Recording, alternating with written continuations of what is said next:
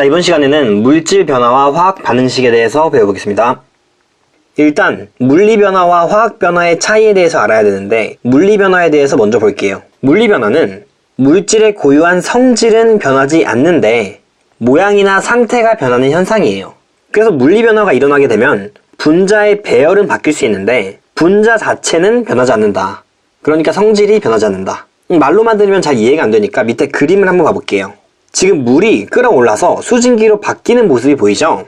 원래 이 물 분자들이 되게 가까이 모여 있어서 액체 상태로 붙어 있을 수 있었는데 100도씨부터는 얘네들이 활발해져서 기체로 바뀌면서 이 간격이 되게 넓어지는 거죠. 그래서 분자들이 가까웠다가 멀어졌다. 그러니까 분자의 배열은 살짝 바뀌었다. 그런데 이 분자 자체, 물 분자 자체는 변하지 않았어요. 물 분자 자체는 변하지 않았으니까 이 물의 성질은 당연히 똑같아야겠죠.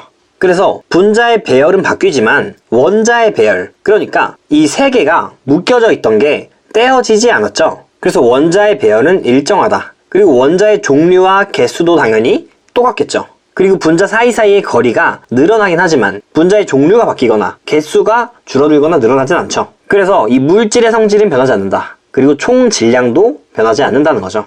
다시 한번 정리를 해보면은 분자의 배열은 변한다. 그러니까 멀리 떨어졌죠. 그리고 분자 자체는 불변한다. 그러니까 지금 이런 식으로 분자 자체가 변한 건 아니죠. 그래서 분자 자체는 변하지 않는다. 그리고 밑에 물리 변화의 예시를 볼게요. 일단 모양이 변하거나 상태가 변할 수 있어요. 밑에 그림처럼 컵이 깨지거나 캔이 찌그러진다고 해서 이 분자의 종류나 개수가 바뀌진 않겠죠. 그리고 오른쪽에 아이스크림이 고체에서 액체로 녹아도 성질은 변하지 않고 유리창에 김이 서려도 물 분자인 건 똑같겠죠. 참고로 이 유리창에 김이 서린 현상은 수증기가 물로 바뀌는 거예요. 그러니까 원래 기체 상태이던 물 분자들이 액체 상태로 바뀐 거죠. 안팎의 온도 차이로 인해서 기체로 존재하던 수증기가 이 차 표면에 달라붙어서 물이 되었다. 그리고 다음 페이지로 넘어갈게요. 이제 화학 변화에 대해서 나오죠. 어떤 물질이 처음과 성질이 다른 새로운 물질로 변하는 현상이 바로 화학 변화예요. 그래서 화학 변화가 일어나게 되면은 원자의 배열이 달라져요. 원자의 배열이 달라지게 되면은 분자의 종류가 아예 바뀌어버리는 거죠. 그러니까 당연히 성질도 변하게 된다. 그래서 밑에 그림을 보면은 이 물에 전류를 가해서 수소랑 산소로 분해시켜주는 물의 전기분해가 나오죠. 그리고 참고로 이 물에 전류가 잘 통하게 하기 위해서 수산화 나트륨 같은 물질을 넣어줘요. 그래서 얘가 전류를 잘 통하게 도와준다. 그래서 어쨌든 이 물에다가 전류를 가해서 결합을 끊어내는 거예요. 원래 H2O인 물이었는데 H2인 수소와 O2인 산소로 분해가 됐다. 원래는 이제 수소 2개와 산소 1개가 결합을 해 있었는데 얘를 분해시켜서 수소 2개가 결합하고 산소 2개가 결합한 분자로 분해시켜줬다는 거예요. 그래서 이런 식으로 생긴 수소 분자와 산소 분자는 물하고는 완전히 다른 성질을 갖게 되겠죠. 그래서 다시 위에 개념으로 올라와서 원자의 배열이 바뀌었고 분자의 종류도 바뀌었죠. 물에서 수소, 산소로 바뀌었죠. 그리고 그럼에 따라서 물질의 성질도 달라졌다. 그러면 변하지 않는 게 무엇이냐? 원자의 종류나 원자의 개수는 변하지 않아요.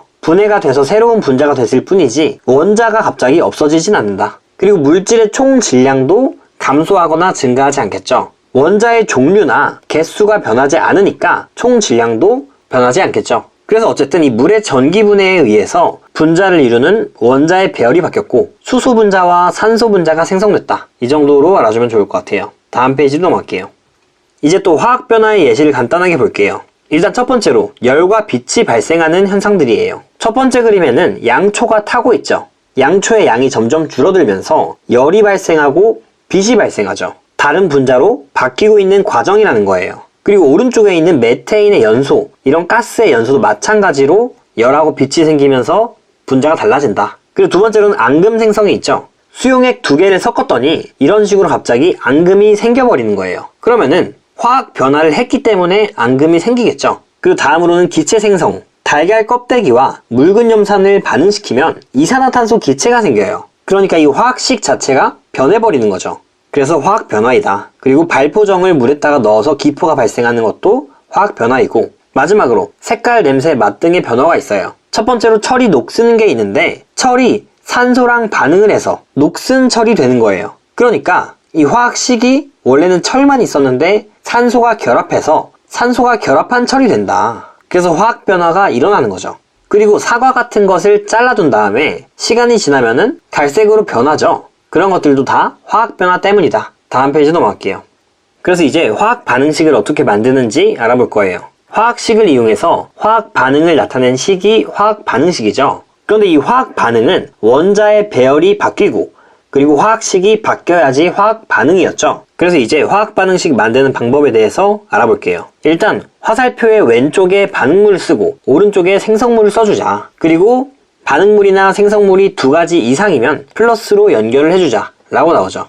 그래서 예시로 물 생성 반응에 대해서 한번 만들어 볼 거예요. 물을 만들기 위해서는 일단 수소랑 산소가 필요해요. 그리고 얘네들은 반응물이니까 화살표의 왼쪽에 있어야겠죠. 그리고 생성물은 당연히 물이 생기겠죠. 그리고 반응물이 지금 두 개죠. 중간을 플러스로 연결해준다. 그리고 생성물은 물이 나왔다. 그래서 이제 다음으로는 화학식으로 나타내줘야겠죠. 그래서 수소 분자는 H2고 산소는 O2, 물은 H2O가 나온다. 그리고 이제 다음으로 중요한 게 개수를 잘 맞춰줘야 돼요. 개수 맞추기는 이것만 알아주면 돼요. 반응 전의 총 원자수랑 반응 후의 총 원자수가 같으면 되는 거예요.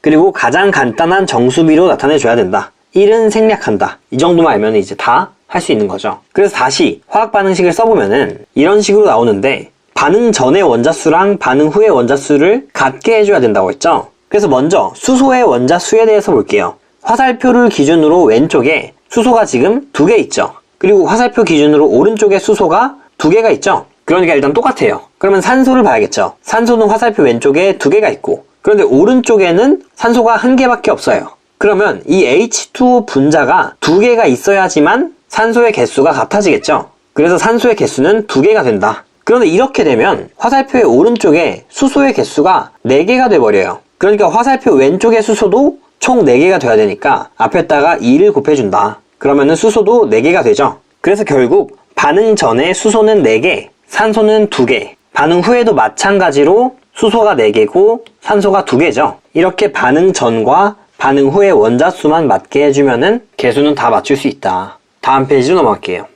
그러면 이제 화학 반응식을 통해서 무엇을 알 수 있는지를 볼게요. 일단 마찬가지로 수소와 산소가 반응해서 물이 생성되는 반응식이 나와 있죠. 그래서 일단 반응식을 보면은 반응물에 수소랑 산소가 있고 생성물에 물이 있다는 걸 알 수 있고 수소 분자가 2개 반응할 때 산소 분자가 1개 반응한다는 걸 알 수 있고 그때 물 분자는 2개 생긴다. 그리고 수소 분자에는 수소가 총 2개 있으니까 수소의 원자수는 4개가 된다. 그리고 산소도 마찬가지로 분자 하나에 원자가 2개 있으니까 원자수가 총 2개가 된다. 그리고 물 분자 하나에는 수소가 2개 있고 산소가 1개 있는데 분자가 2개 있으니까 수소는 4개, 산소는 2개가 있다 라는 것까지 알 수 있죠. 그리고 이 반응식의 개수비가 2대 1대 2라는 걸 알 수 있죠. 그래서 개수비가 2대 1대 2인데 이 값은 분자수의 비랑 똑같아요. 결국 그 개수에 해당하는 만큼의 분자의 수가 반응을 하는 거니까 개수비랑 분자수비는 똑같다. 그런데 조금 조심해야 되는 거는 개수비랑 질량비는 완전 달라요. 왜냐면 이 질량이라는 거는 분자의 종류에 따라 달라지기 때문이죠. 그리고 또 이제 원자수의 비도 좀 다를 수 있다는 거를 생각해야 돼요. 지금 이 반응식에서 원자수의 비는 4대 2대 6이 되겠죠. 그래서 간단하게 나타나면 2대 1대 3이죠. 그래서 이 반응식에서는 개수비랑은 다르다라는 것까지 잘 알아두면 좋을 것 같아요. 문제 풀다 보면은 얘랑 착각을 해서 많이들 틀리니까 이런 것들을 조심하면 된다. 그래서 오늘 수업은 여기까지고 영상이 유익하셨다면 구독 눌러주시고 좋아요 눌러주시면 감사하겠습니다.